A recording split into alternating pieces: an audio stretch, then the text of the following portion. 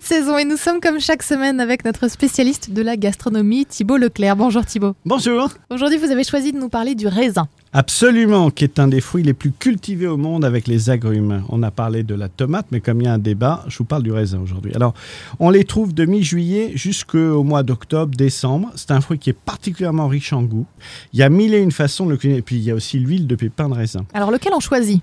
Ah, ça dépend complètement de votre humeur, de la période. L'avantage du raisin sec, c'est que vous allez le garder toute l'année. Vous pouvez l'utiliser beaucoup en pâtisserie ou bien dans des salades. Et puis, c'est un très très vieux fruit puisque, bon, évidemment, on connaît tous l'histoire du raisin pour le vin avec le culte de Dionysos ou de Bacchus. La religion chrétienne a fait beaucoup par la suite pour le développement du vin un peu partout.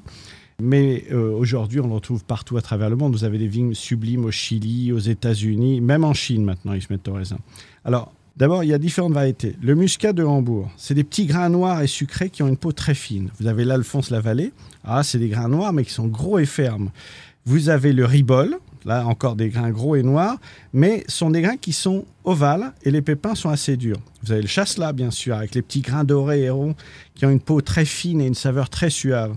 Vous avez l'Italia, les gros grains craquants et les grains sont verdâtres et gorgés de jus. Et puis vous avez le Moscatel aussi qui vient du Chili, qui est un peu plus rosé. Il vient de loin celui-là, mais il est bon quand même. Il est bon. Alors choisissez-le avec des grappes pas trop serrées.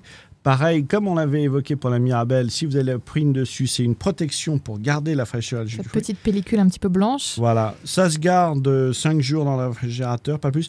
Conservez-le dans un sac plastique qui ne prenne pas d'autres odeurs.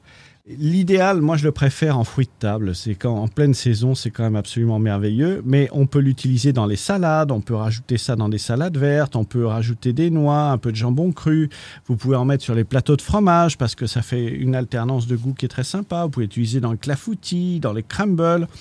Vous pouvez aussi le cuire pour faire des chutneys avec du veau ou avec le gibier, bien sûr, le canard et les gibiers à plumes, avec les foie gras.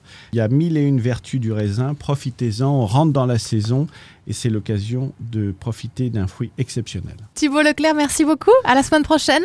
À la semaine prochaine. Et cette chronique est à retrouver sur le www.terroirdechef.com.